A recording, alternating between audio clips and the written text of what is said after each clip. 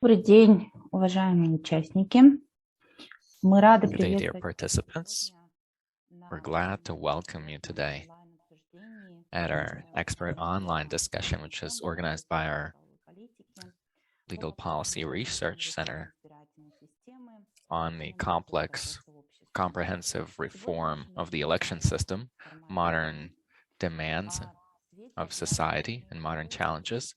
This is an online mode, and in light of the new obligations of our president and the new message from our president, we believe it important to instate a dialogue between the public sector and the population on the election system. And today we would like to talk about the prospects of reforming the election system. During the meeting, our experts, political experts, and others will talk about the demands of society, the needs of society, and will provide recommendations on legal reforms.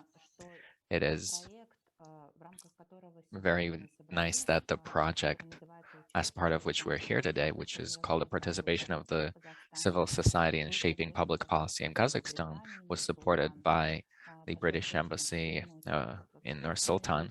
The embassy is actively participating in the social life of the country, and I'd like to pass the floor to Ms. Ambassador, Ms. Katie Leach.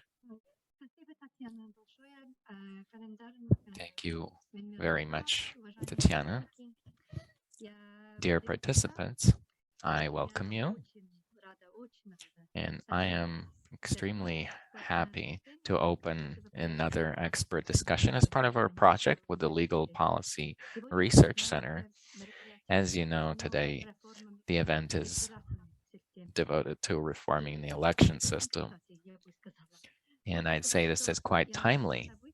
You could say that the January events have demonstrated a crisis of the political system of the country, and President Tokayev himself pointed that out yesterday during his message, where he voiced a series of reforms, part of which touched upon the election process and the elections.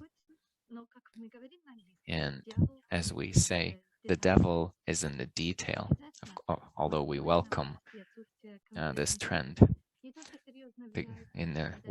A lack of competitive elections not only undermines the trust to the state, but also maintains a high level of corruption and unfair distribution of economic capabilities and social inequality. What is needed is a dialogue between the civil society and the government in order to together reform the political system, and a lack of such a dialogue can become a destabilizing factor. We also need to take into account the combination in society of high political expectations and a low level of trust to the government. And that is why we really welcome this broad public dialogue of civil society experts with the government, and we're happy to facilitate that by supporting this project.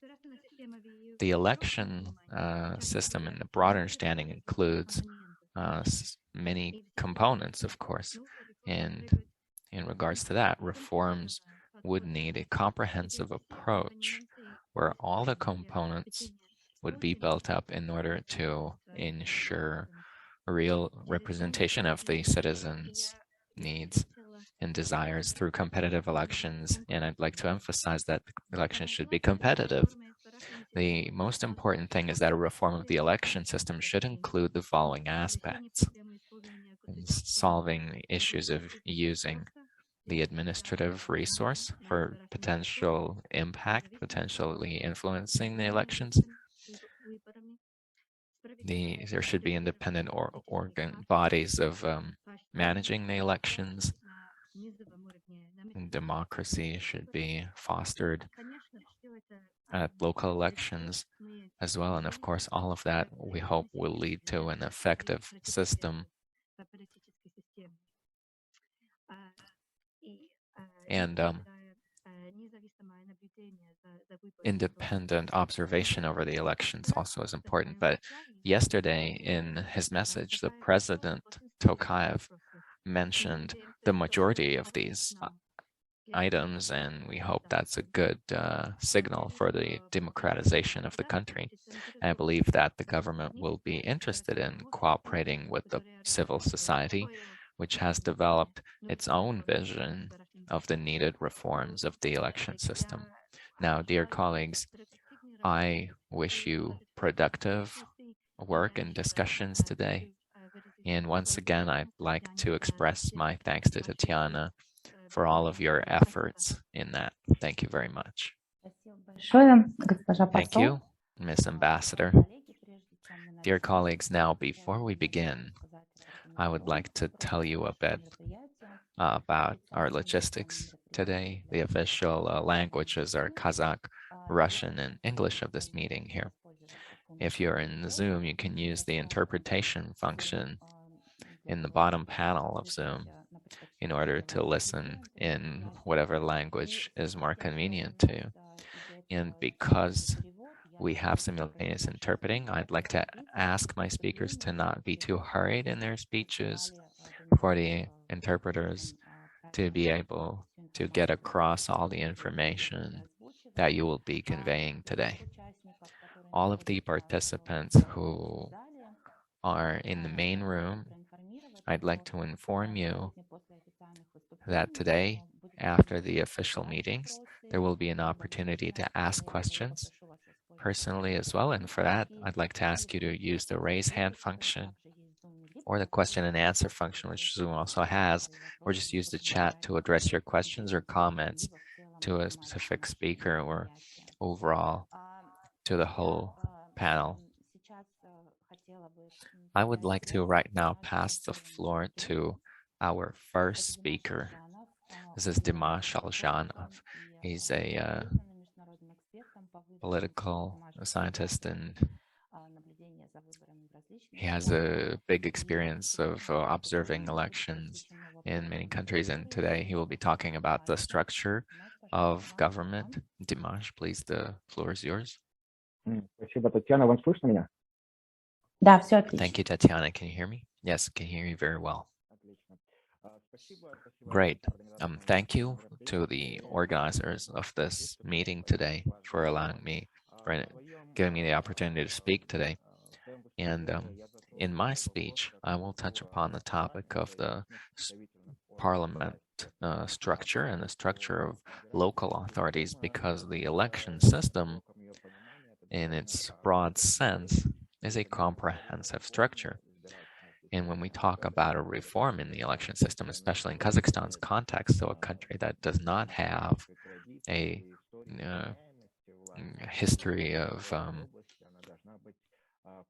power that is changing, and we should not only touch upon the mechanism that has the voices get across the parliament, but also the votes get across the parliament. But these things are interconnected, and the structure of parliament impacts the dynamic of the election process.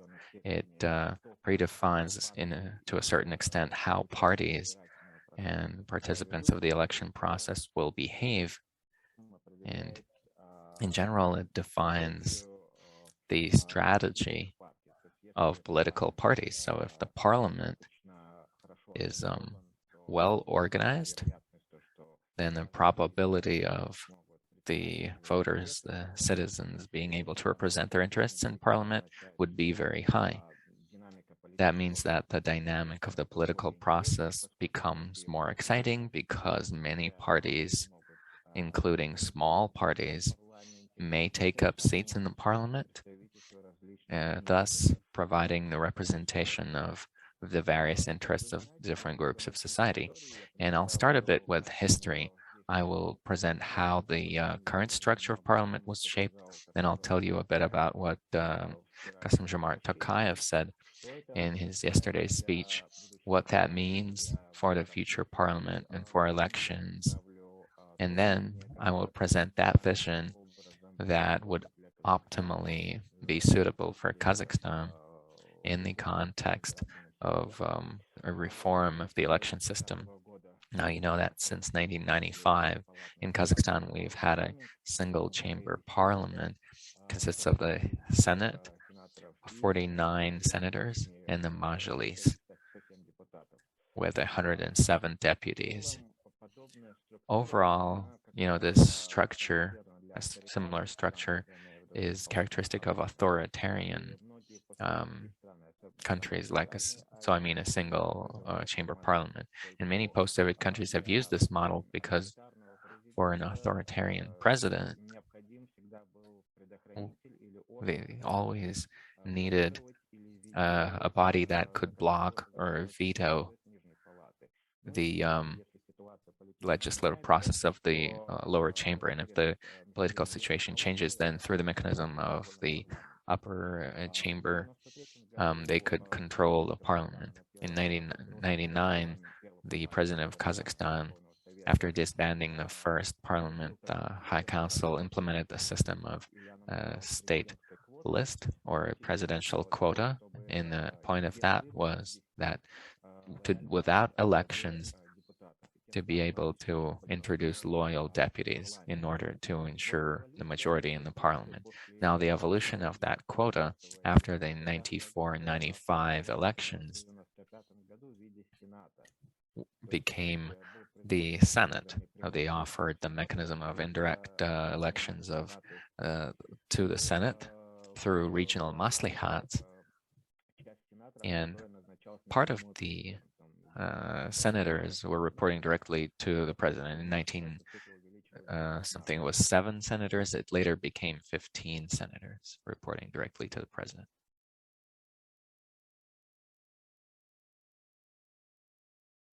Что касается Мажилиса, он As for the также Majlis, полностью не избирается напрямую. 98%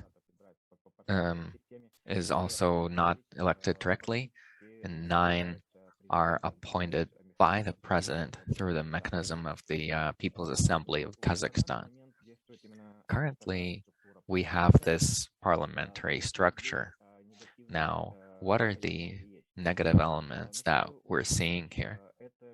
Firstly, it is the number of directly elected deputies. So if in the first High Council the number of deputies was 350, later on it was reduced down to 177, 67, and the last number we've had was 107. Why that was done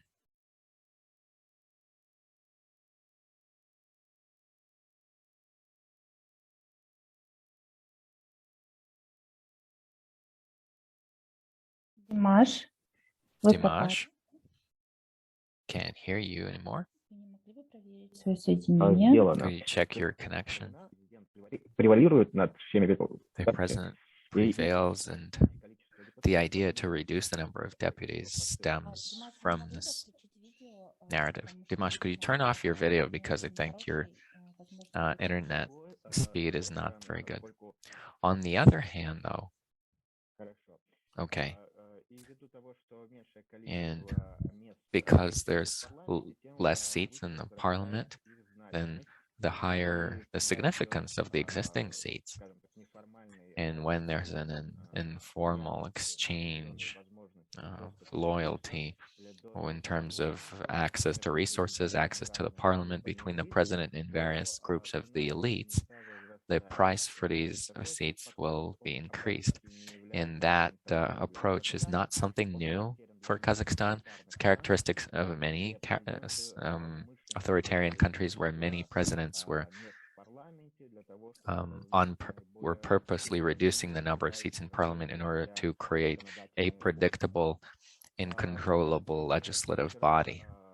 Now, as you know, yesterday Kassym-Jomart Tokayev presented his series of reforms, and one of the parts of that reform package was the election system as well, which partially touched upon the structure of the parliament.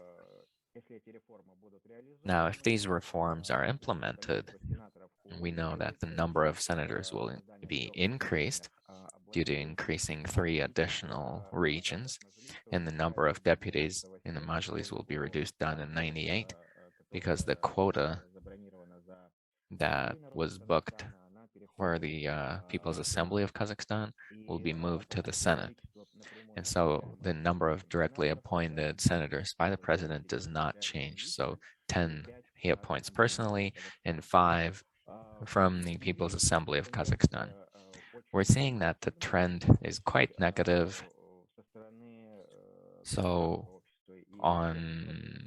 from the standpoint of civil society, and those NGOs that have expertise in elections, they have voiced recommendations that it's necessary to expand parliament so that the people, the citizens, have more channels of interacting with the legislative body.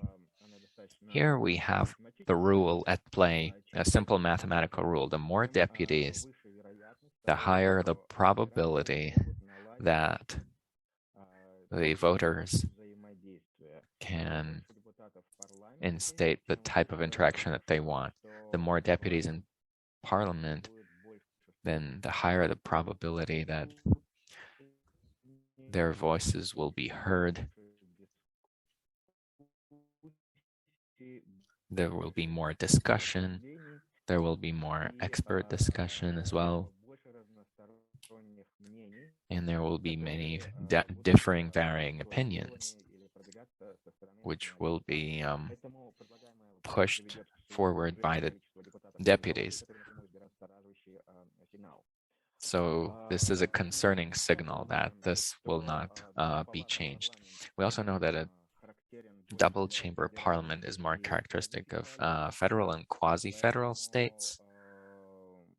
So the statement of the president that the majority of European countries are using a double chamber parliament is not, of course, true. A double chamber parliament is meant to provide representation of historically established regions. If we're talking about unitary states. And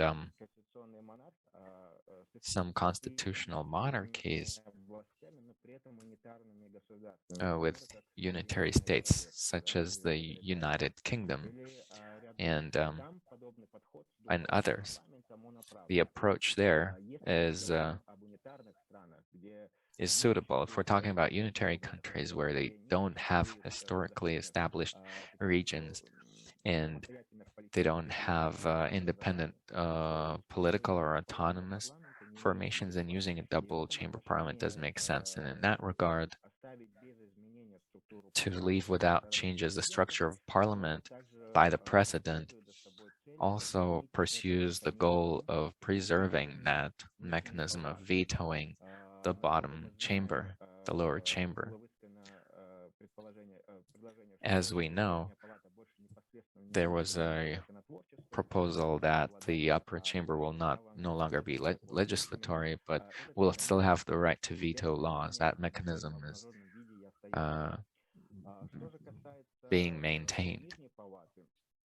Oh, and as for the lower chamber, as we're seeing, there will be a mixed election system used for it. Tatiana will tell us more about that, and I will move on to our recommendations and what would be a good idea, how to optimize the structure of parliament in order for it to guarantee better the representation of interests. That is why we believe that it is necessary to mention that Senate is still quite a politicized body, and it could hurt the interest of the electors in the lower chamber and their capability to influence the adoption of the laws. So maybe it would make more sense to change Senate and expand the number of the members of Majlis.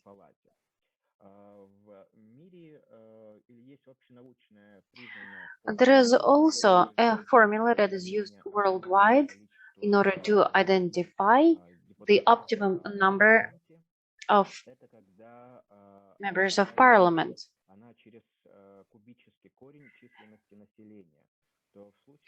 It is derived from the population. So in Kazakhstan, it's 19 million, and the best number is 256 members of Majlis. What will happen if Majlis gets expanded this way? We will have one chamber, one body that will be responsible for the lawmaking process, for the supervision, and it will have a number of other functions. This way, we will have a better, more representative structure. The other side of increasing the number of members of Majlis is the dynamics of the relationship between the people and the MPs. As you know, in the UK, lower chamber consists of 650 members for 70 or 80 million people. The frequency of interaction of the members of parliament with population is one of the highest. The same goes in other European countries, where with the fewer number of population, there is a bigger number of members of parliament, such as in Finland and some other countries. 107 members of parliament are in the 3 million Armenia. This was the decision made in order to get to the best decision, or the most optimal decision. OSCE expert and the Venice Commission all participated in the discussion. Unfortunately, in Kazakhstan, this process is one-sided, and it is only the international experts and the representatives of the civil society do not have any impact on this process. So it's not clear where the numbers 107 and 98 members were chosen, what is the rationale behind them, and what were the qualitative and quantitative reasons. We experts do not have the explanation for that. Next, if we look at the EU countries, those that have similar population to us, it will be Romania with 20 million. The parliament has 330 MPs. If we look at South America, Chile as a country that also has a close number of population, has 98 MPs. The Netherlands has 17 million people, has 2 chamber parliaments, and the total amount of parliamentarians is 225. 75 senators that represent province. At the same time, the Netherlands are considered to be a unitary country.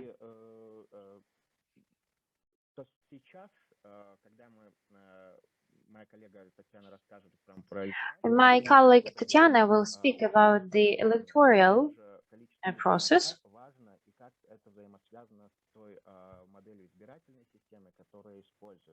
and you will see how these two things are connected.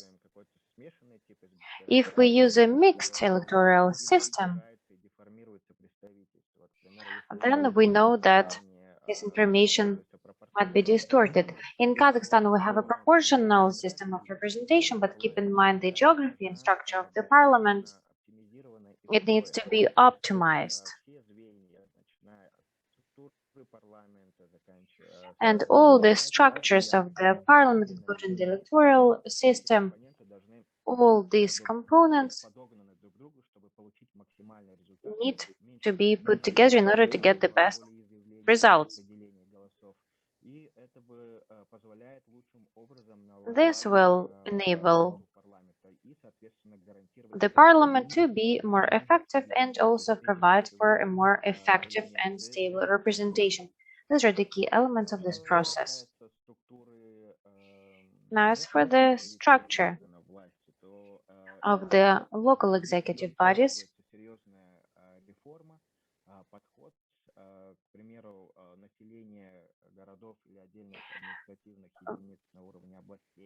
if we look at the oblast, we will see that the number of people constantly changes, and the structure of Maslihat should reflect that.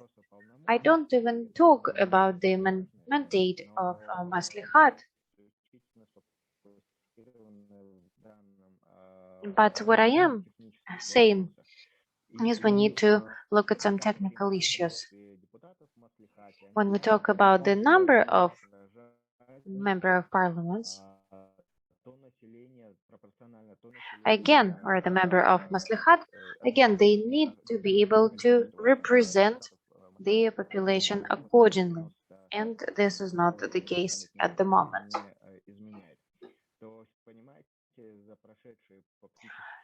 So basically, over the last 20 years, the members of Maslihat in Almaty did not change much. And whether Maslihat still represent the interest of the locals is a big question. So if we can change that, we will increase the representation. Well, with that, let me finish, and I will give the floor to Tatiana. Thank you very much, Dimash. Dear participants, today I have this great opportunity to be not only a moderator, but also a speaker on the second topic. As you can see it in our agenda, I will talk about electoral system. The proportional system used in Kazakhstan since 2007, contrary to its purpose, which was increasing the number of parties in parliament, has led to a significant reduction in the number of political parties represented in the parliament from 6 in 1999 to 3 in 2021. In our view, this result is primarily due to a single proportional constituency, high entry barrier, and restrictions on the registration of political parties, and not to the proportional system as such. Mixed system, which was announced by the president yesterday, and this system is also post-proportional majoritarian, where 70%, specifically 68 MPs of Majlis will be elected by proportional system and 30% by majoritarian system. In our opinion, this is not the best system, as it is unable to provide any proportional or civil representation. Thus, due to the excessive fragmentation of the parliament, a mixed system on the one hand will prevent the formation of strong parties, and on the other hand, it opens up opportunities for the present, and I'm not talking about a specific person, I'm talking about the person as the head of the state, to negotiate with the majoritarian MPs separately, thereby ensuring control over the parliament. Examples are Kazakhstan between 1998 to 2007, Ukraine until 2014, and Kyrgyzstan and Georgia. Moreover, with a combination of democratic elections, a single constituency, and a small number of members in parliament, a return to a mixed system would in practice allow the Amanat, which is the former Tur-and-Tan party, to maintain its dominance. Mixed majoritarian electoral systems are not very popular and are typical for the former post-Soviet countries, where democracy has not yet been consolidated. For example, Georgia, Moldova, Russia, Ukraine. In none of these countries, with the possible exception of Hungary, has a mixed majoritarian system managed to ensure both proportional representation and governmental stability. In fact, in most cases, just the opposite happened. Also, in our view, Of great concern is the proportion of the two components of the mixed system and its adequacy to the size of the lower House of Parliament in the population of the country. It turns out that the parties will be able to put up lists of up to 68 candidates only. At the same time, in the majority component, there will be only 30 single-mandate constituencies for 19 million people, which is divided into 20 administrative and territorial units. And we, the experts, are afraid that this division of single-mandate constituencies, as the President indicated, will not reflect either the regional specifics or the economic and political characteristics of the region. Possible inconsistencies and disproportions of this approach, to our regret, can lead to a distortion of the representation of the interests of citizens Parliament.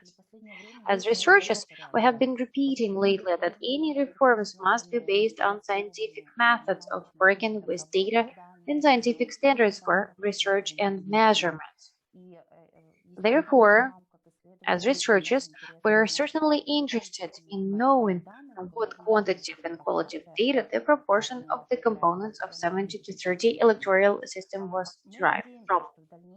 We hope that in the future, when the words of the President acquire concrete norms and a draft law will be prepared, the government will create conditions for multilateral discussion and dialogue, and in the near future, the rationale for this approach will be presented to the expert community for further evaluation. Obviously, there should be no unilateral reform of such important and sensitive issues. An open and inclusive discussion is needed between representatives of parliament, government, as well as civil society, experts, and the opposition. Let me remind you that the trust in the election is built on the consensus of all interested parties and open and honest rules of electoral struggle. The legitimacy of power also depends on this concept. Now, regarding the proposals from our side, we developed our model of the electoral system based on the idea of ensuring a balance between the representation and effectiveness of the parliament. Therefore, in order to achieve effective representation of the interests of citizens in the parliament, in our opinion, it is necessary to maintain a proportional system with closed lists, but to reform its individual elements, namely a single proportional constituency and a barrier to entry. A single proportional constituency, leveling regional support for a particular party, is suitable for small countries where geography is not a factor that increases the distance between the voter and his representative. For example, in Austria, Armenia, the Netherlands, Serbia, Slovakia, and Israel. In contrast to smaller countries, most bigger states that use the proportional system use multi-constituency model along with it. Their number, as a rule, varies according to the characteristics of geography, population, and administrative and territorial division. As best practice in democratic countries shows, smaller constituencies, in contrast to a single constituency, minimize the distance between voters and their representatives, thereby increasing the responsiveness of deputies. As you remember, yesterday the President pointed out in his address to people that people do not really know their MPs. Another advantage of this approach is the strengthening of the national party system, where the parties will be directly interested in professionalizing their activities in the regions and strengthening social ties with voters. In view of the above mentioned, we see quite clearly that it is necessary to divide the current single proportional district into 20 districts, taking into account the created 3 new regions of smaller size according to the administrative territorial division of the first level, which now includes 17 regions and 3 cities of Republican significance. With the expansion of the Majlis to 265 MPs, this approach will on the one hand guarantee the representation of the regions in accordance with the proportion of the population, with an average of 13 mandates per constituency, and on the other hand, introduce a self-nomination mechanism through a list of citizens. Since the small size of the district will allow to put forward lists of non-party candidates.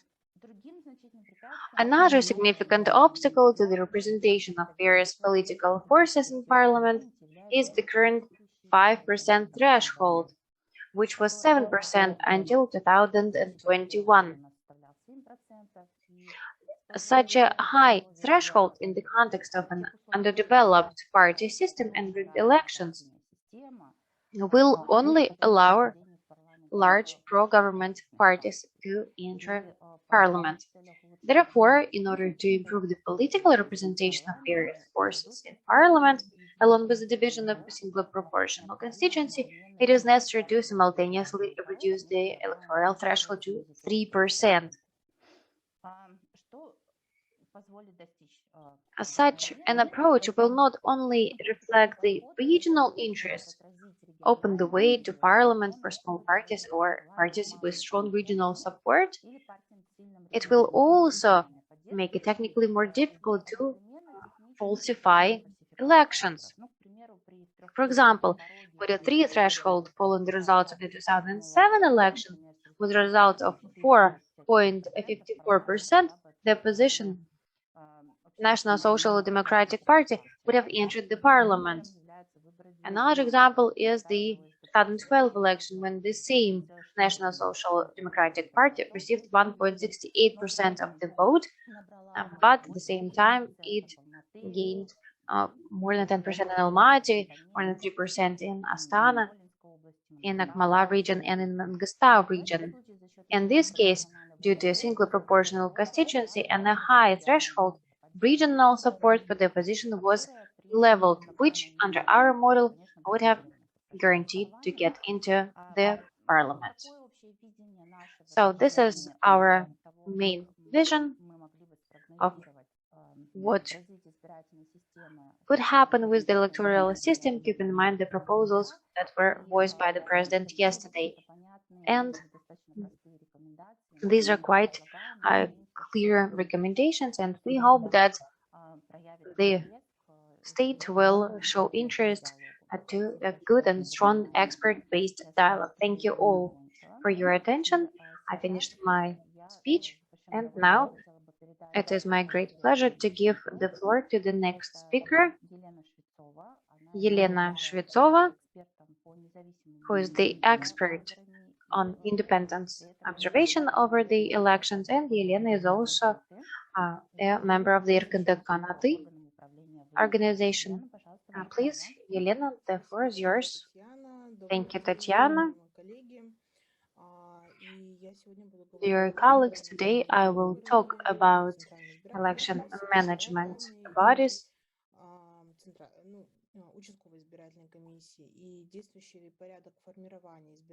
and how the election committees are shaped. The way they're shaped now makes them fully dependent on the state.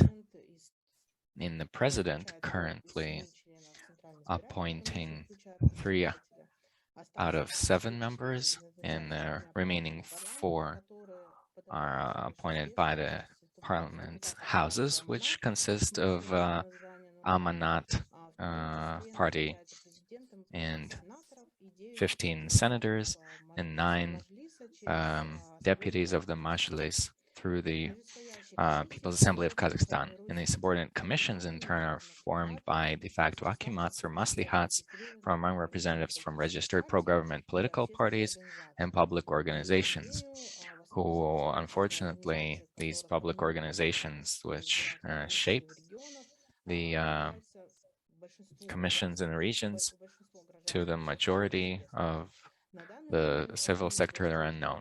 And at the moment, Akims of regions and cities of Republican significance are appointed by the president, and Maslihats consist of 82.7% of representatives of the Amanat or Nur-Sultan party.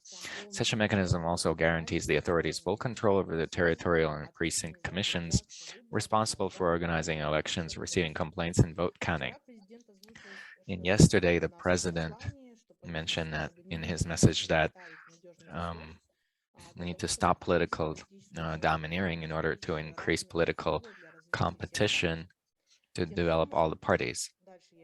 And thus, I'm going to quote, thus we will take away the desire to domineer over the political institute of future governments. And we need to understand that not only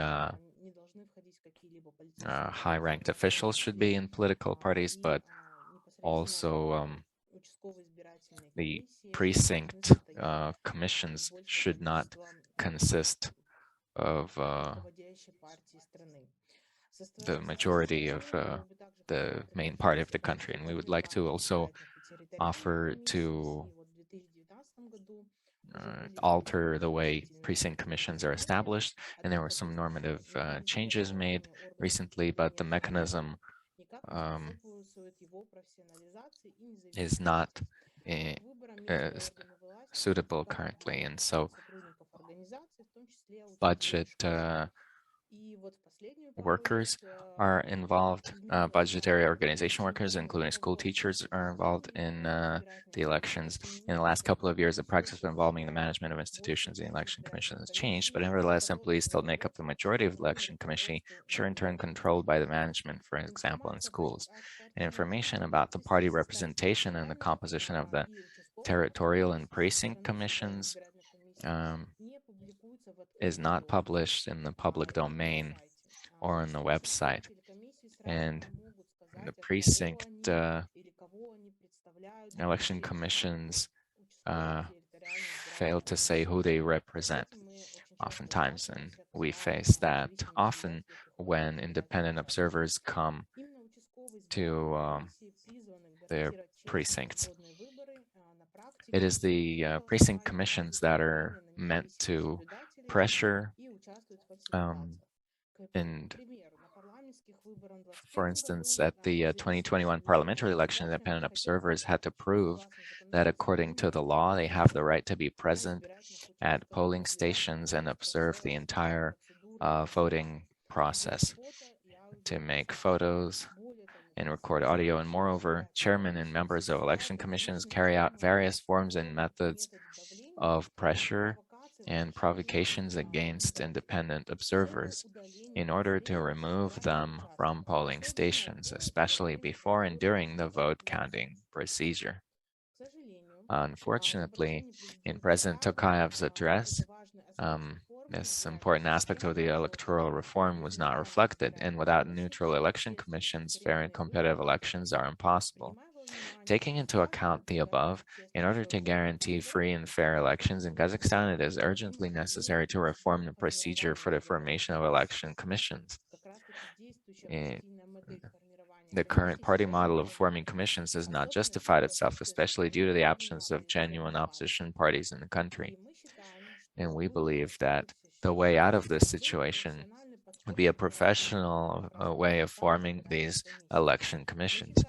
We believe that the composition of the CEC should be formed by the parliament from among independent and nonpartisan lawyers, legal consultants, human rights activists, and university professors, in order to ensure that independence, openness, and impartiality of the election management bodies involve people of different nationalities as well as people with disabilities into the membership of election commissions, which in turn will be able to provide legitimate assistance to their category of citizens. The composition of territorial and precinct commissions in turn can be formed by drawing lots from an open list of citizens, which can be volunteers, and lawyers, legal consultants, and lawyers. It's necessary to train and certify by an independent educational institution taking into account international standards for holding democratic elections. This will professionalize election commissions and guarantee an honest vote count, which currently we really need. Also to conduct training sessions and explanatory work with the chairman as well as with the rest of the members of the election commissions on the basics of the electoral legislation. At the same time, special attention should be paid to the need to comply with electoral legislation, rights of observers, as well as ensuring the rights of people with disabilities and the appropriate equipment of polling stations.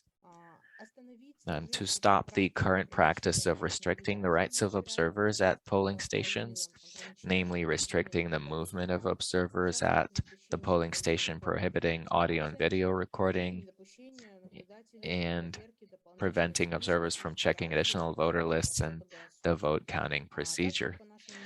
Also, we believe it is necessary to stop the practice of using law enforcement agencies to forcibly remove observers from a polling station under fictitious pretext, for example, under pretext of violating the silence regime.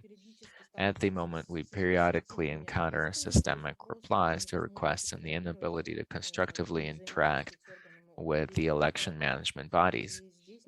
And here, the protocols of independent observers are often not accepted and no work is done on them. And because currently there is definitely a problem that we're going on a one-way street. It's necessary to improve the procedure for verifying the facts set forth in acts of violation of the electoral legislation, maintain feedback with observers during the audit, request additional information if necessary, and acquaint the observers or their legal representatives with the audit materials. Thank you very much. This is it for me. I will be happy to answer your questions if you do have some. Thank you very much. Thank you, Yelena. Now, several speakers have already voiced the issue of developing the parties to expand the political parties, and I'd like to pass the floor right now to Irina Mednikova. She's the head of the board of the Youth Information Service of Kazakhstan, the creator of the League of Young Voters. Irina, please, the floor is yours. Hello, Ms. Dear Madam Ambassador, representatives of state bodies, experts, colleagues. Good day. Thank you for your attention to our initiative. Thank you for taking the time to listen to us today. We'll present a chapter of our recommendations for the institutionalization of political parties. Unfortunately, despite the huge economic resources and favorable geographical position, Kazakhstan has not yet fully realized its potential, either in Central Asia nor on the continent as a whole. And for us, this is no doubt due to the fact that Kazakhstan remains an autocracy. The political parties are considered to be the central element of democratic governance. Moreover, as you all know, it's been proven that the presence of an institutionalized party system with a stable set of political parties and predictable relations between them and the trust of the electorate are necessary for the survival and consolidation of democracy, especially in the post-transition period. Kazakhstan, which until this very moment, this day, was characterized by the hegemony of one personalist party, Nur-Sultan, surrounded by poorly organized other small parties, has neither developed a democratic party system nor institutionalized political parties. Currently, 6 political parties are officially registered in the country. For comparison, in 2021, there were 9. The Democratic Party of Kazakhstan, Janbulat Mamai, does not receive registration. And at the same time, we see after the January protests, the president turned his attention to political reforms. And yesterday, he announced the direction of change in this area as well. Political transformation, as promised, will be aimed at the formation of fair and just rules of the game. It's the eradication of favoritism and monopolies in all spheres of life. And we believe that the party system will take center stage in this demonopolization process. And we have developed 25 suggestions or proposals for the institutional reform of political parties. We should say that this work was done in the year 2021, earlier as well, but this consolidated report was ready back last year. And some of these suggestions have already been included in the president's list of reforms, and I'll note, which we heard. Some that I will voice, the state will just have to realize, and we, the civil society, will have to promote them in the next stretch of 3 to 5 years. Our recommendations can be divided into two blocks: the general management of the institute and the financing of parties. Perhaps the most obvious problem in the development of the institutional party system in Kazakhstan is the form of government. The 1995 constitution established a semi-presidential form of government based on the president-premier model, in which both the prime minister and the cabinet were collectively accountable not only to the legislature, but also to the elected president. But as has become clear since 2017, with the latest amendments to the constitution, liberalization of this regime by limiting the powers of the president is not sufficient in itself for the development of democracy. And moreover, such a change even led to the concentration of power in the hands of the former president, Nur-Sultan Nazarbayev, in an unelected state body in the Security Council, which is outside the system of executive power. And based on the experience of other post-Soviet countries, which shifted from the president-premier to the premier-president model, there are obvious arguments in favor of a complete rejection of the semi-presidential form of government. Our first recommendation is to move to a parliamentary form of government where the president is elected through an indirect procedure, for example, by a qualified majority of members of the parliament, which requires the nomination of a compromise candidate and will only hold ceremonial powers in government. Yesterday, in his speech, Tokayev noted that Kazakhstan should move from a super-presidential republic to a presidential one with a strong parliament. And at the same time, the president's Sanakims will not be able to hold positions in political parties. Then I'll go through the recommendations without excursions into the historical or deep legal context and the development of experience of other countries, just to save time. But to everyone who would like, we can provide our analysis in writing and comment on it if need be. Our next recommendation is to reduce the electoral threshold to 3% and create smaller constituencies. For example, make only 7 to 14 constituencies in a country. Introduce a gender quota of 35%, which is third. And it's important to keep in mind that gender quotas themselves do not always lead to expanding women's representation or lead to formal participation. As you know, there is a certain quota we have in place, but civil society is criticizing it for the formality of the procedure. So it's important that the introduction of the gender quota is accompanied by sanctions for non-compliance, which can range from financial fines to the termination of state funding to legal ones. And also it's important to establish rules for the placement of candidates in the electoral lists. We have two different principles of how it can be done in order to have equality. And the next recommendation of ours is to reduce the number of collected signatures required for registration so that the parties can register without heavy burdens. And one option here, it's interesting that our proposal was to set the minimum to 3,000 signatures, which would bring our legislation close to other more democratic countries in our region. And that was already voiced by the president yesterday. And this will not hamper the activities of small parties and will not discriminate against parties expressing minority interests. And the next is to completely eliminate the requirement for a balanced regional distribution of party supporters.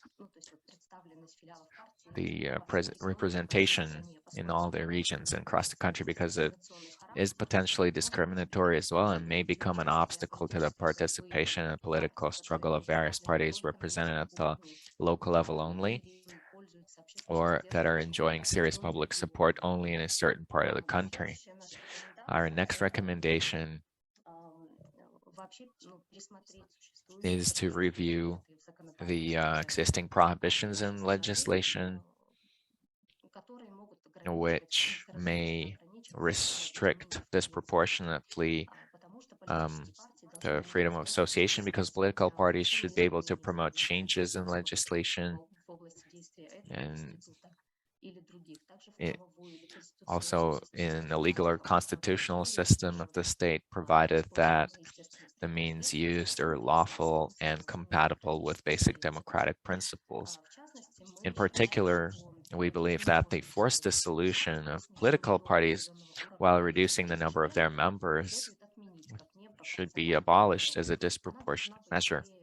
This should be an exceptional measure, rather, which should be used only in cases where the party resorts to violence or threatens public peace and the democratic constitutional order. And this is it for overall general recommendations. The next block is devoted to party funding, and here we have the most recommendations because it would be fair to note that in the first 30 years of independence, the parties had a minimum of prescribed clear rules and procedures in this area. The institution was rather mothballed without equal opportunities for financing its members. So we propose to develop a system of equal, transparent, and accountable financing of parties.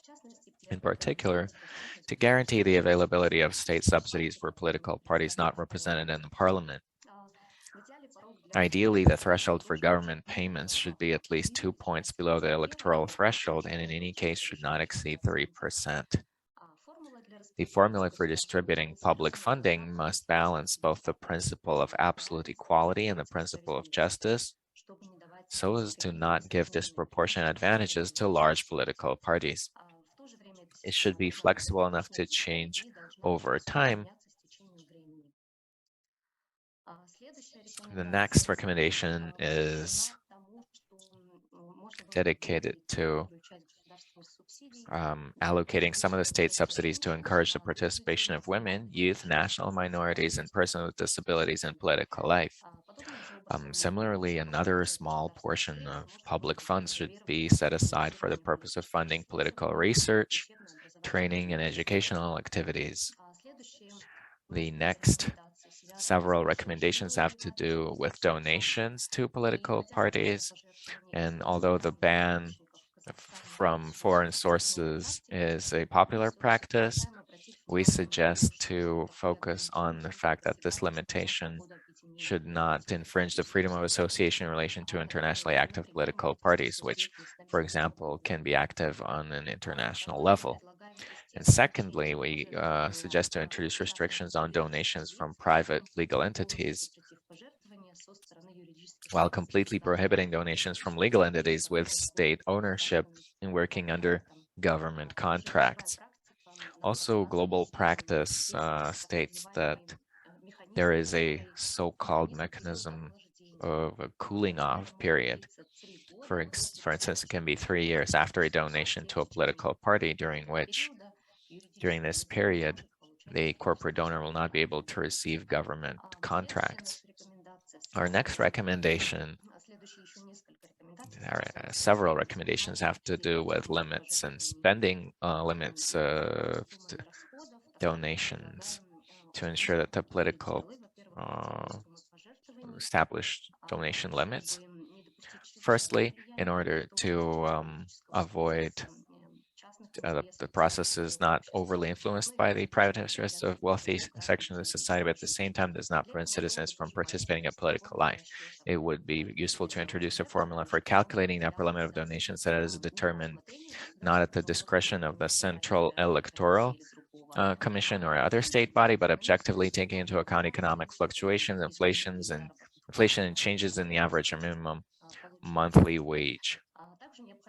Also, it's necessary to regulate bank loans and credits, ensuring their transparency and adequate reflection in the financial statements of parties in order to avoid illegal donations in kind or from third parties. In terms of the rules of in-kind donations, we suggest to establish them. So far, they don't exist, and it would be good to have them during and after the election campaign using an objective criterion for evaluating the monetary value, including the involvement of volunteer resources, because volunteer labor can also be counted in money. And as some of you know, the law on volunteer activity bans volunteers to work in political parties. Our next recommendation is also introduce a formula for calculating the upper limit of donation so it is determined not as the discretion of the Central Electoral Commission or other state body, but objectively take into account economic fluctuations, inflation, and changes in the average or minimum monthly wage.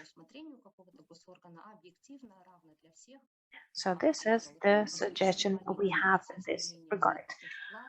We also suggest introducing limits on electoral spending to ensure that the free choice of voters is not predetermined or that the democratic process is not skewed by spending in favor of any candidate or party. In other words, the voters were not bought.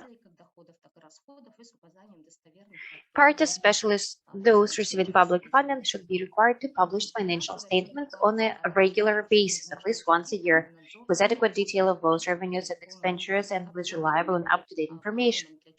The financial statements of parties, as well as the opinions of external auditors and oversight bodies, should be made available in full in printed format online if possible and for quite a long time. In order to oversee the financing of political parties, an independent body should be created with sufficient resources, competences, and powers, including the right to initiate investigations, coordinate with other supervisory bodies, and impose sanctions.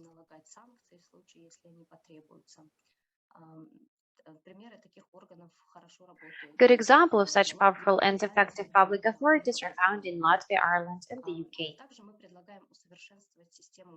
We also suggest improvement the system of sanctions for financial violations of political parties, which, while providing for both administrative and criminal penalties, included measures of a deterrent nature, such as fines and especially the loss of the state subsidies.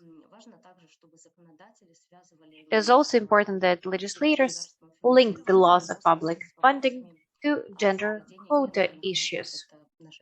See recommendation number 5 that we listed earlier. We also suggest removing the measure of the deregistration as a sanction for financial violations, except in cases where the party regularly breaks the law and does not make any efforts to change the situation. And last but not least, regardless of the types of sanctions applied, they should always be free from political motives and penalties. They should be effective, proportionate, and preventive. And also, they need to take into account the size of the amount of a violation intent, as well as the possible repeated nature of the offense. If we're talking about the fine, and they should be practical. That's all I have as far as our recommendations. If you have any questions, I will be happy to answer. Tatiana, back to you. Thank you very much for such a detailed overview and detailed recommendations. Now I would like to give the floor to our next speaker, Daniela Victor. He is a sociologist, political scientist, and he is also director of Public Foundation Civil Initiative. And he has a vast experience as an observer of the elections since 1998, if I'm not mistaken. So please, Daniela, we would like you to tell us about the independent observation. The floor is yours. Good afternoon, dear ladies and gentlemen. I hope you can hear me well. Yes, we can. First of all, I would like to thank LPRC for this invitation to this important event and great discussion.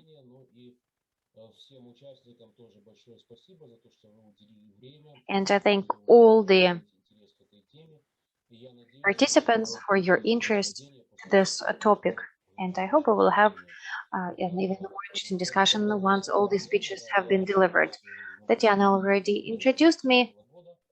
I have been observing elections in 1998.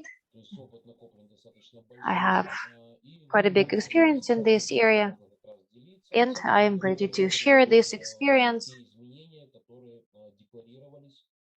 And the president, in his message, actually outlined many of these ideas that I'm going to talk about. We see that the topics that were outlined in this address to the people were never mentioned before, or not in this slide at least. So, based on what the president said yesterday, I would like to share my observation. So first I start with the quote. It is also necessary to legislate the activities of observers. The institution is an integral element of transparent elections. I believe that observers should have clearly defined rights and clearly defined areas of responsibility. We should start with the fact that observers have been stipulated by the law since 1995, and since 2004, the rights of observers have been provided by the election law. And since 2004, there have been fewer and fewer rights and more restrictions. And let me give you a bit of history.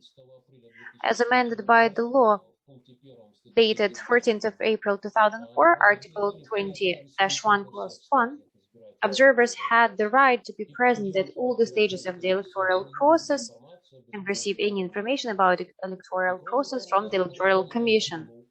In addition, the law specifically stated that no one could restrict the rights of proxies, observers, and the media. In the paragraph 2 of Article 20-1, election commissions were obliged to create all conditions for the free familiarization of all persons with their decisions. They were obliged to publish these decisions in public telecommunication networks. Observers had the right to attend meetings of election commissions.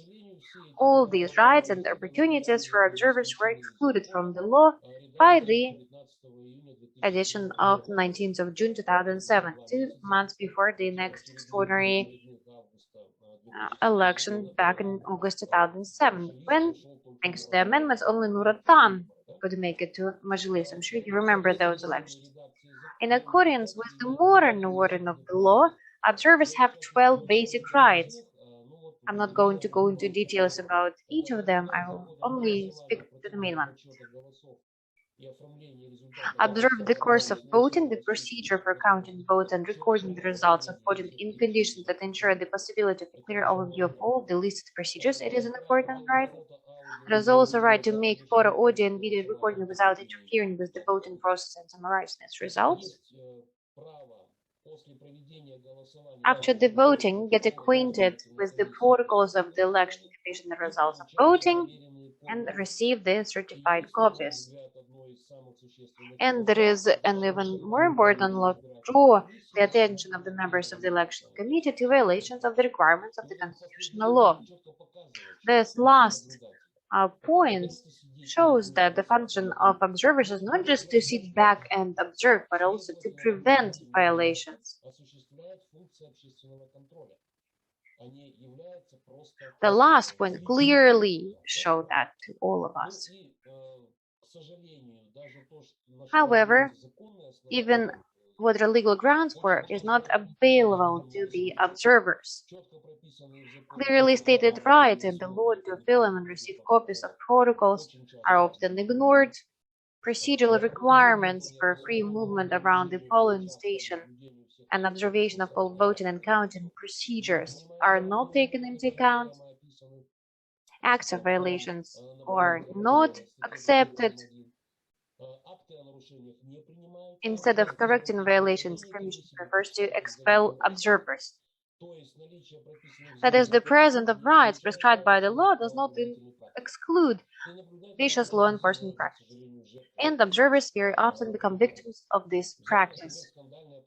the scandalous resolution of the Central Election Commission of the 1st December 2020 that introduces requirements for observers to submit a copy of the organizational charter, which would indicate the presence of election observation for the organization's statutory purposes, a ban on filming without the consent of the persons being filmed, and a ban on live broadcasts from polling stations.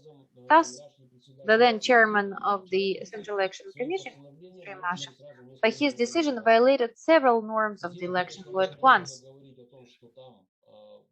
We can say a lot about the reference to other laws, but let's be reminded that constitutional law in the hierarchy of all the laws of the Republic of Kazakhstan is one of the highest. And if it does not require something of observers, then it is not required. And any other laws requirements, well, can be disputed, really.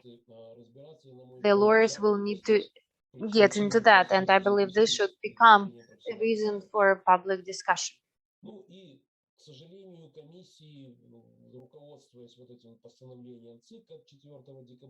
And following this decision by the Central Election Commission on the 4th of December 2021,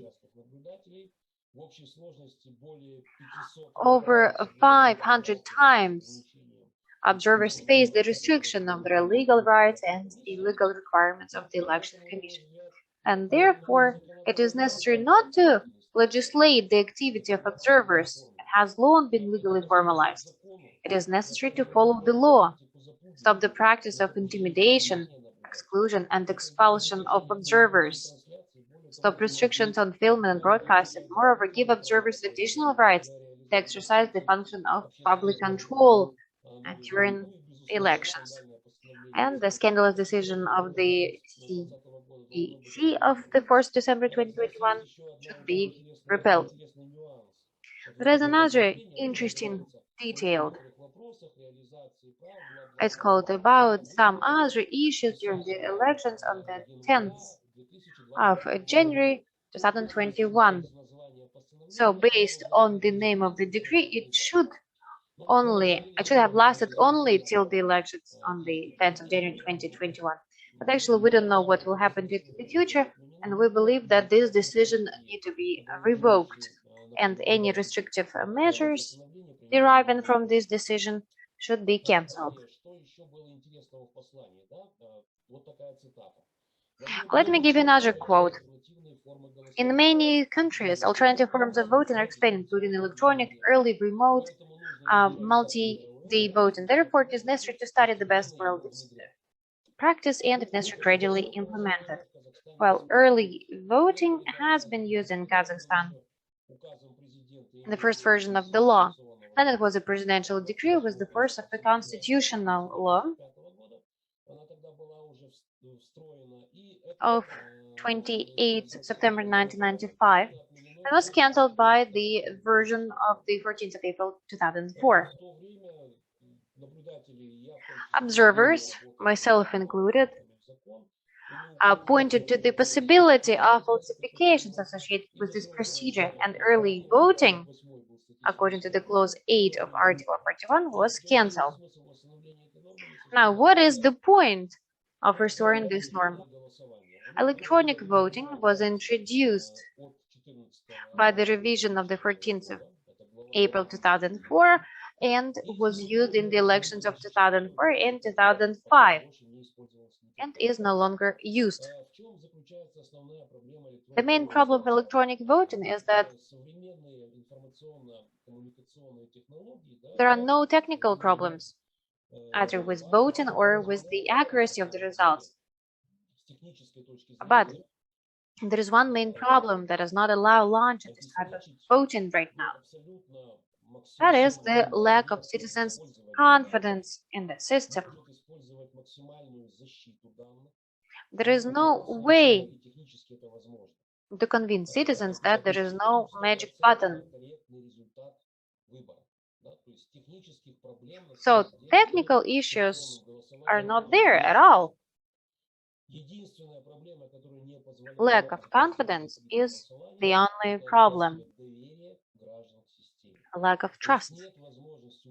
People have never seen fair elections in Kazakhstan, and they do not believe, and since they do not believe, it is better not to consider this option.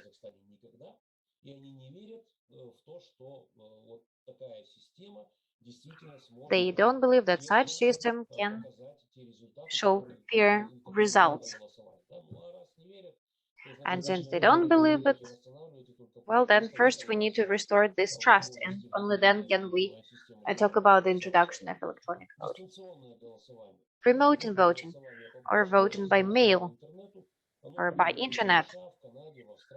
It is used in the US, in Canada, in Australia, but basically it has the same risks as early voting and electronic voting. There is no trust in the system, there is no faith in the vote.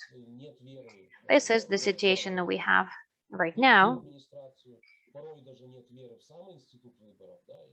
Sometimes people don't even trust the election as the institution, so probably there is no point in introducing that yet until the trust is rebuilt. Now, multi-day voting is used in countries with very large population. We do not have such conditions. In addition, the risk of fraud are very high. Elections are criticized everywhere as fraudulent. In general, I do not see a special need to introduce any new methods of voting. It is much more important to focus on a clear description of the guarantees for the implementation of active and passive suffrage of all citizens, the procedure for the formation of professional and politically neutral election commissions at all levels, a clear description of voting procedures, summing up and publishing the results of elections. So I would like to reiterate that I don't see any point in introducing any new types of voting at all, and definitely the multi-day voting is not something we need. Our population is not that huge, and we don't need several days to vote.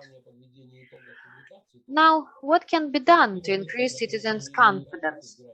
Well, for example, in order to increase citizens' confidence in the electoral process and exclude falsification, it is possible to legislate the requirement to publish on the Central Electoral Commission website all the protocols of different districts and territorial commissions, legislate to permanently broadcast online from all the polling stations using webcams, and with the obligation to store data at a specific time, maybe during a year, so it can later be used as evidence. And once again, the main problem of the electoral system is low trust of citizens. And we need to think about that and not about new ways of voting. Next, financing elections. Quote, according to the Constitution and according to the international law, any elections in Kazakhstan are purely our internal affair. But this rule does not exclude potential attempts to influence their results from abroad. Given these factors, the general increase in various hybrid threats in the world, including the use of electoral technologies, effective measures should be taken at the legislative level to prevent any possibility of foreign interference in elections in our country. First of all, this concerns ensuring maximum financial transparency of all participants in election campaigns, whether they are candidates, observers, or the media. When I read that, I got a clear understanding that the President wants to include all the organizations that participate as observers, as since Kazakhstan doesn't have Kazakhstan funds that would be financed independently to observe a vote. Or maybe they are financed out of international grants.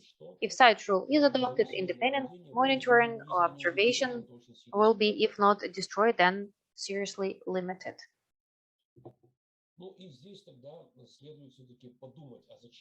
And we should think about why we need these independent observers. There's actually two main reasons or two goals for having independent observers in the election process. First is the legitimization of the process. There are many documents to this topic, international standards such as the Copenhagen document, the OSCE. You can look at all of that. It says why it's important for the legitimization of the election process for independent observers to participate within the country and international ones. That's all. It's all there. And the second big goal is that independent observers, that means those that are don't have an interest in a certain result that will be obtained, but are just interested in the transparency and fairness of the vote calculation process. They are the only neutral source of information about the electoral process, because all of the other participants, all of the other actors, to a certain extent, are affiliated. Of course, the trusted persons are affiliated. The media partially may be affiliated. And the independent observers are not affiliated with anyone. They are truly a neutral source of information, and the main interested person in obtaining that information should be the Central Election Committee. But the CEC does not understand this, unfortunately, and fights with the observers. And the sooner some necessary confrontation ends, the greater the benefit for all of us for fair, open elections in Kazakhstan. And based on that, we of course have many recommendations. I chose 10 of the key ones.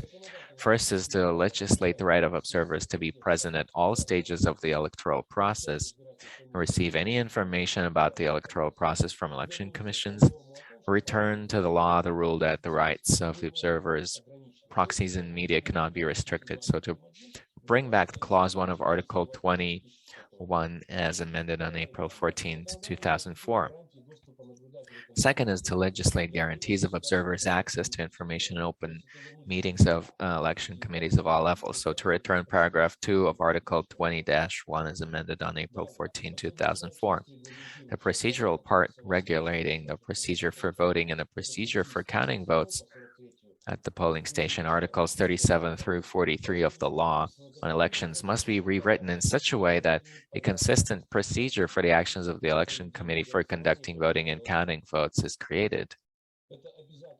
And that's a mandatory thing to do because right now in the law from 1995, they made a huge number of changes. And when you read these articles directly, if you don't work with this law, it's very difficult to understand the logic of how the commission acts, and that confuses both the commission and the observers and negatively impacts the quality of the election process. Then to legislate the requirement to publish on the CEC website all the protocols of precinct, district, and territorial commissions. And to legislatively secure permanent online broadcasting from all sites using webcams and with the obligation to store data for 1 year. Next, to legislatively fix the obligation of election commissions to undergo training activities in accordance with the norms of the election law. Verification of precinct commissions leaves something to be desired currently. And now about the law enforcement practice. The next article is an unconditional cancellation of the CEC decision of December 4, 2020, and the cessation of any attempts to restrict the activities of independent observers in the future. Next, to stop the practice of restricting the rights of observers at polling stations, namely restricting their movement of observers at the polling station, prohibiting audio and video recording of events taking place, preventing observers from compiling additional voter lists, in a vote count procedure. Stop the practice of unreasonably delaying the start of the counting procedure. Stop the practice of using law enforcement agencies to forcibly remove observers from a polling station under fictitious pretexts, which was already mentioned before by my colleagues. So this is briefly it. I will be happy to answer any questions you may have, and I'd like to pass it back to the moderator. Thank you. Thank you very much, Daniela, for this detailed presentation on independent observation. Dear colleagues, dear participants, we're moving on to our discussion stage, and I'd like to offer to you right now to use this opportunity to discuss. We have a hand up, Janat Nurgaliev. Please, I just sent you an invitation to our panelist room. Please accept it. Janat, please turn on your microphone, your camera. Thank you very much. Good day, colleagues. Thank you for the invitation. I'm happy to see everyone. Now, just today, in the morning, I was participating in this meeting with the chairman of the CEC and the members of the Election Commission. And I asked them the question, I wanted to ask the same question to our experts today. What is your vision and proposal? So if we're talking about precinct election committees, then more or less you can provide for transparency by observing the process of counting votes. But what is your vision on territorial election commissions? How can we increase the transparency of this system? So to delegate representatives of all the parties there, or to offer that they have independent observers there, because all of the issues arise at the territorial election committee level. So if at the precinct level we can somehow impact and participate in the transparency process, when it comes to territorial and the data comes that later on is transferred to the CEC, that's where the problems start. So what is your vision on that?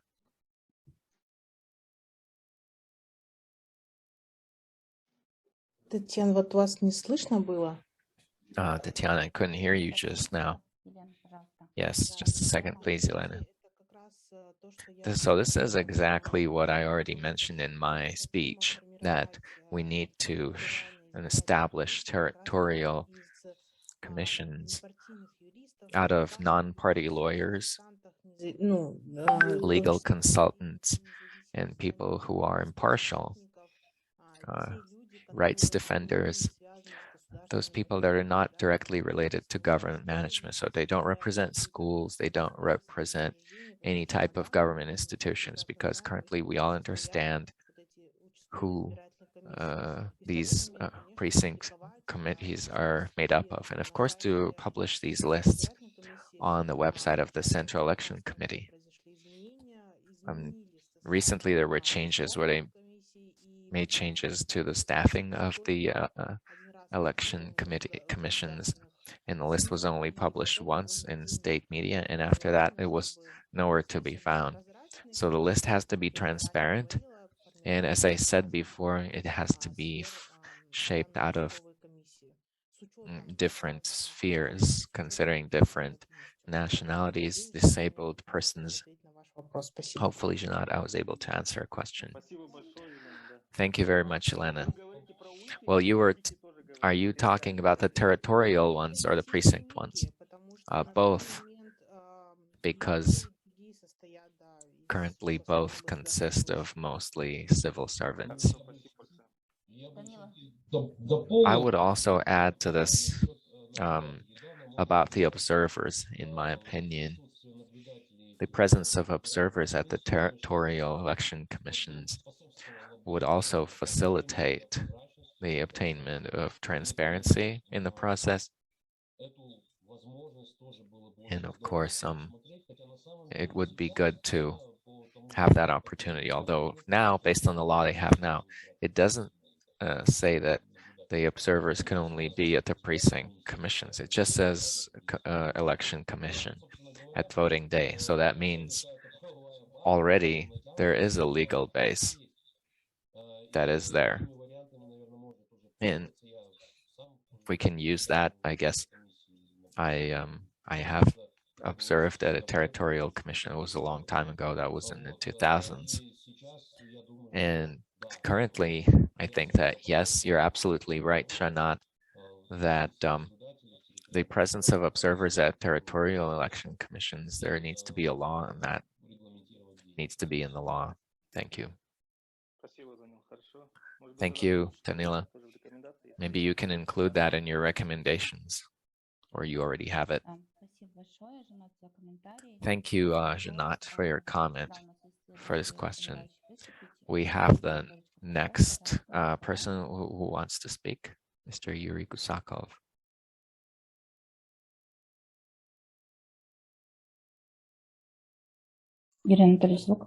Ура, ура, ура, да. Во-первых, Okay, now it works. First of all, I welcome you, greet you, and big thanks to the experts for their monumental efforts, because ever since Ms. Chumakova left a long time ago, there was no big progress, consolidated progress. So big thanks to every expert, and especially thanks to Daniela Victor, because maybe he believes the same as me. So the voter is the key figure at the election. So if we're talking about observation, this is the key process for me, at least, because I am that same person. I am that person who wasn't given an opportunity to come close to the election process because it was all party related. I didn't know who to vote for because I didn't have any favorites in the parties, and I still don't. But if we're to mention what Elena Shvetsova was saying, she said that it's unfortunately not visible that any work efforts of the Central Election Commission to be done with the protocols. If you read the authority of the Central Election Commission, you won't find anything there that would be in line with that function. They don't have that in the function in the CEC to work with violations, to work with protocols. So that's why I think it needs to be in there, so that the Central Election Committee would not just be enacted from election to election, but it would be always there to guarantee fairness and openness to me as the voter. So that's something that the CEC needs to focus on, or maybe another organization. Somebody needs to have that function. And Danila Bekturganov said it well, that the observers, they had a function of being present at all the stages of the election process, and they still do have it now, but not foreign ones. So foreign ones and Kazakhstanis don't have it. So some international observers come here to say that the elections were fair, and others come here to say that they were unfair. And our observers, Kazakhstani ones, are just sitting there thinking about, how to make the next election more fair. And so what I think we need to do is take international and foreign observers and make them equal with our Kazakhstani ones, so they can't have more rights than our own, because we are here in Kazakhstan. We are here for the voters. So the rights of observers need to be made equal. In terms of accreditation for international ones, it should be different. And another thing I need to point out, that the discrimination that you mentioned, it is prohibited at constitutional level, but nowhere else will you be able to find the term discrimination in the legal system.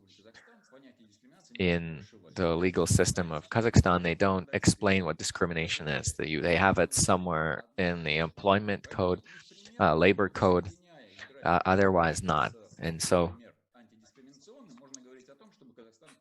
Kazakhstan needs to turn their head towards Moldova and see how they've established the Anti-Discrimination Institute and how they explain that terminology. But I really liked what they did. In terms of forcibly removing observers, I've trained observers before many times. I know the process. I know what they do there. And another wish there, if you put in your recommendations, so unlawful forcible removal of observers can be put into one of the criminal code articles, and that is preventing the exercising of election law. There should be trust to the process, so we can make it equal to these criminal violations and make a big 100 MCI fine, and we need to put it in the criminal code, the forcible removal of observers. And another thing that I would like to point out, And the previous question was about that as well. I believe that the territorial commissions need to have one rule taken away from them, and that is to set the results of, to establish the results of the voting at the regional commissions. That will take away a lot of the problems, because at an election precinct, when they count the votes, they can establish the results for the election for that region. And if that is included in your recommendations, that would be very good. For all the other things, a very big thanks to you. And I bow down to you. So thank you for listening. Yes, Daniela, comment. Yes, by the way, Mr. Gusakov actually said it quite well. In our discussions, we've been talking for a long time about the legislation, and we work with the colleagues. We've been working for the past 20 years discussing these issues, and we've been having this idea for a long time that our election legislation needs to be modified overall. So there should be an election code which should include the norms of the Central Election Commission and the norms on the election law, which is altered based on the needs and demands of today. So it is quite difficult right now to appeal to the law that was there in 1995, which already has a lot of new norms added to it, and it's difficult for the CEC, and it's difficult for their subordinates and the observers, and very difficult for the voters. So we've been experiencing the need to create a big new quality election code, which would include norms of various laws. And with that, it would be easier to work with for the voting administration and for the voters and observers. I believe so. Thank you very much. So, colleagues, anybody else would like to comment? Maybe we don't have any more open questions right now, and I'm seeing that the participants have not placed any additional comments or questions into the chat. Our live stream is silent as well. We have representatives of the Central Election Commission here at this event. Dear colleagues, perhaps you would like to somehow comment on what your plans are further on, how you plan to participate in this reform, to adapt to this reform.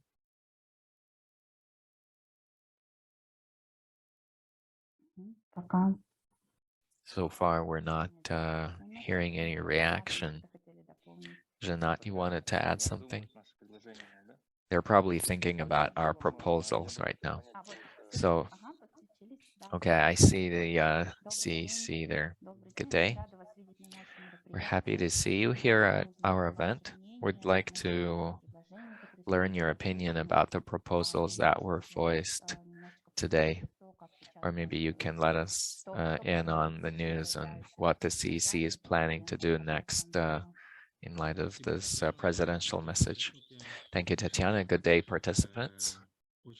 Of course, there were some really good proposals voiced today. And in this regard, the CEC is always actively working on listening to public opinion. As you know, since the appointment of the new chairman, Nurlan Abdirov, he started immediately doing meetings with the population, the public. The first meeting was done in the Kizilorda region. Then they had meetings with the public, with the youth of the Turkestan region. There were meetings in the Ataral region, and so forth. And today a meeting was in Nur-Sultan with the public. There was a large number of people there, and of course everybody voices their opinion. We have good recommendations, and we also carry out analysis in the in this area, what will need to be adopted, what will need to be further discussed. The recommendations that you voiced today will be taken into account. We heard them, and in the future we can consider those issues. But we are the Central Election Commission, and our main goal, according to the Article 12, is to conduct elections. So the law-making initiative is not something we have. The recommendations that you developed, you need to send them to the bodies that are in charge of the law-making process. Yes, thank you very much for your comment. Definitely, we will also get in touch with the Ministry of Justice. Their colleagues from the ministry could not join us today, unfortunately, but we will definitely develop our set of recommendations and share with them. What we heard today, this is not all the recommendations that we have, and we're planning on developing a comprehensive document on the strategic development of the electoral system and voting legislation. And as soon as this document is ready, we will actively communicate with all the state bodies that are involved in this process, as well as the Ministry of Justice, and of course with specific MPs, because they also have this lawmaking initiative, and we hope that our recommendations will be useful. As I said, we plan on finalizing this work by the end of March, so that we can get this on the last train of reforms before they are launched. So we thank you for your comments, dear colleagues. Is there anybody else who would like to speak? Maybe a comment or a question, a suggestion? Please.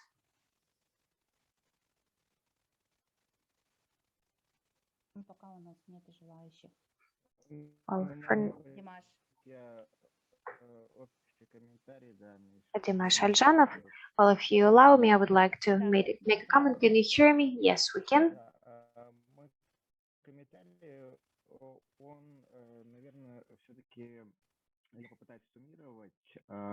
So my comment will be an attempt to maybe summarize everything that was said earlier as a set of recommendations aimed at reforming the electoral system. Of course, this list is quite long.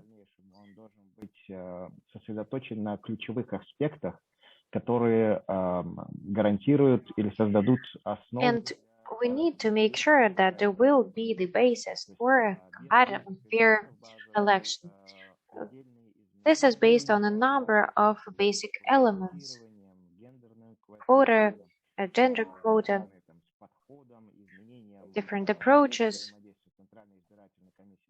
and methods of interaction between the Central Election Committee and society. Well, they don't actually have any impact on the outcome of the election. So maybe it's quite possible or even necessary to develop the key values, the key indicators. This is something we heard today from Irina Medikova.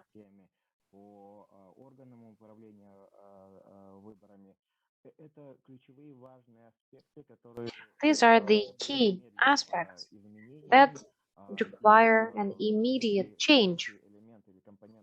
And if these elements or components of the election process will not be changed in the nearest future, when the laws and regulations will change, then the next election, be it presidential, parliamentary, or local ones, will not be linked to democracy. As Madam Ambassador said in the beginning of her speech, this approach can increase polarization of society when distrust is growing, when state bodies are losing their legitimacy, and the Central Election Commission loses trust of society as far as the organization of election is concerned.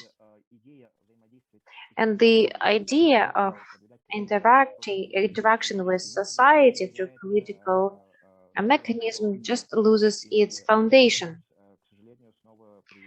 Unfortunately, this can lead to significant protests. And then any rationale will be lost at all. And the whole society, including the state bodies, will actually lose a lot. So it is important that not only the Central Election Commission and the new chairman met with some representatives of civil organizations, but they should be able to launch such a dialogue. As far as I know, all the members of the Central Election Commission, they represent Amanat Party right now. And if changes are introduced and thus the members will not be able to be members of any party, then it will lead to professionalization. Although if a person does not belong to any party, it doesn't mean that this person is neutral by default.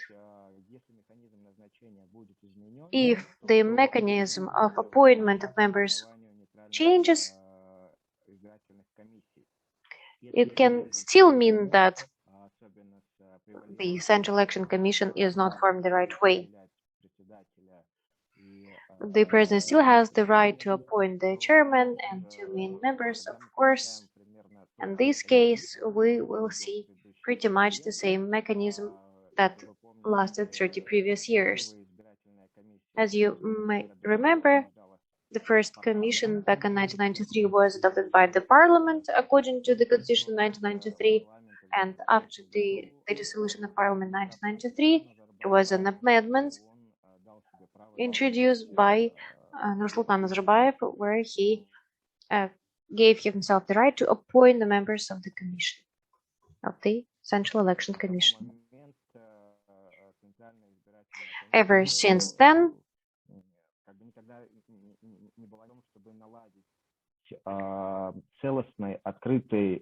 there is a need to form a clear election process, and it needs to be done before the next elections. Thank you. Thank you, Dimash. Now we have Zauresh Batalova, who would like to make a comment. She represents the Fund of Parliamentary Development. Zauresh, please, the floor is yours.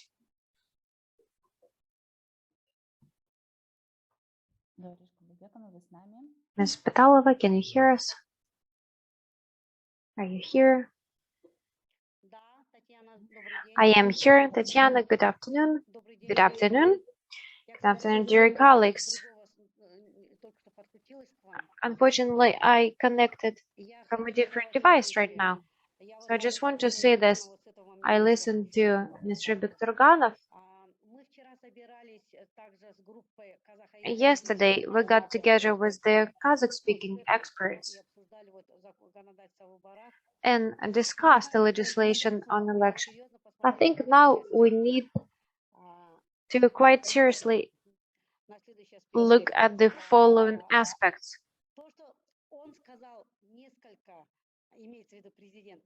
What the president said, that reforms need to happen, doesn't mean that they will happen or that they will have an effect. We discussed that yesterday.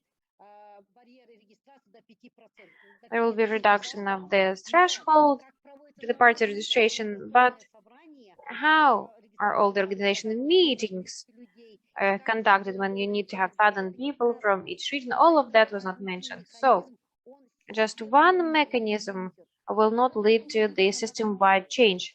The same goes to the election legislation.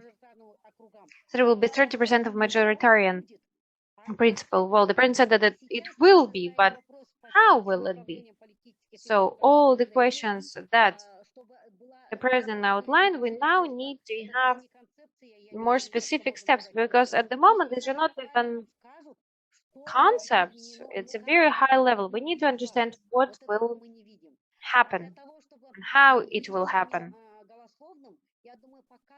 And on each of the items that the president outlined, I think we need to develop our own position.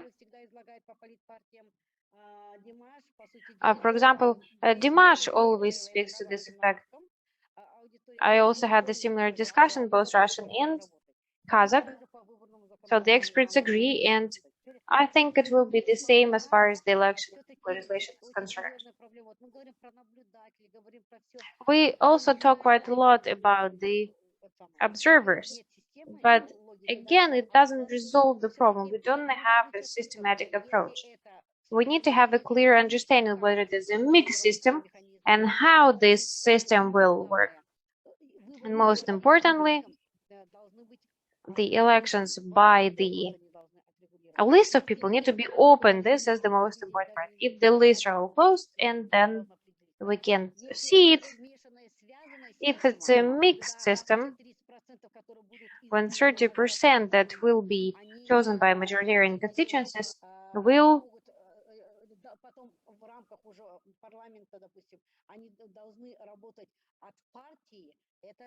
work and represent the party.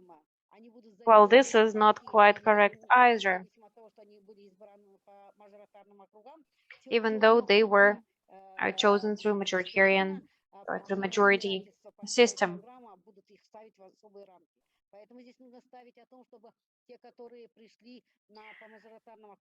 Those who were chosen by the majority constituency, they still need to be independent. So there are this type of details that need to be reflected. Now we have a number of people such as Mr. Chebotarev and others. Maybe we could have a separate meeting with some other experts. I believe we need to have a meeting with the MPs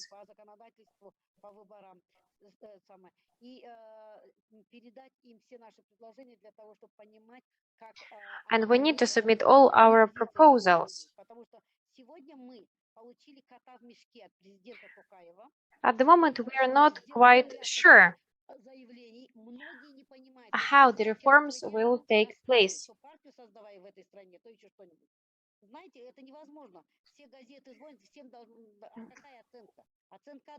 Well, many journalists, many mass media call us up and ask, what is your assessment of the message of the president? Well, I said that I'm not sure yet. I don't know how these reforms will be implemented. Especially the fact that the 3 regions were created. This is just a populist opinion. I understand that he still has 2 years, and now he's just introducing some minor changes that will not lead to any significant changes or reforms. And then, as a result, he is getting ready for election. But it would be even better if he did it the way it was done in 2005 or 2021. First was election, and then he reduced the threshold to the parliament. Remember that? Down to 5%. These were all populist measures. I moved from the discussion of the legislation to the approaches to change legislation and our engagement in this process and how we can promote our own agenda. What we say about observers, about the Central Commission, all of this is good, but we have our own audience. They will listen to us and then they will make their own decisions. We need to request a concept to implement each of the reforms that the president outlined. We need to make sure that discussion is done at the peer-to-peer level. We're all online. And what also happens is that sometimes you just voice your opinion and nothing happens. All our suggestions that we discussed right now, I saw that Yuri had great suggestions. We need to make sure that we don't stop at that. We need to see how we're going to talk to the representatives of power and how we will get concept of the changes from them. We need to understand how these changes will take place. Otherwise, we will just play in the hands of those in power. Nazarbayev said, I appointed him. And after Jeremy said, I will not serve more than 2 terms. So basically, he's sure that he will get the second term. And all these changes that are being introduced now, they have this very goal. So that's all I have to say for now. Thank you, Ms. Batalova. We agree with you that we need to discuss actively all these issues with this state sector. And of course, our event will not stop after we're done here today. We will continue our work and we will continue different meetings and communications with the government, with the parliament, and we hope that you will participate in that as well. Yes, I am a part of this team, definitely. Thank you. As I said, we will be ready to present comprehensive overview of all the areas of the election system. I see we don't have any additional questions, comments from the audience, also from the online audience. With that, I would like to thank you for participating in this meeting. We're open to cooperation. We are ready to promote our suggestions by any legal means. I already said that our other event that was dedicated to the reforms and the police, we are all patriots. We all want to make our country better. We all want our economic and political development to bring us further ahead and make our lives better. Our citizens are our main priority. We thank all of you for the participation and have a good day. Goodbye. Спасибо, коллеги. Всем спасибо, до свидания. Thank you, colleagues, and goodbye. Спасибо, всего доброго.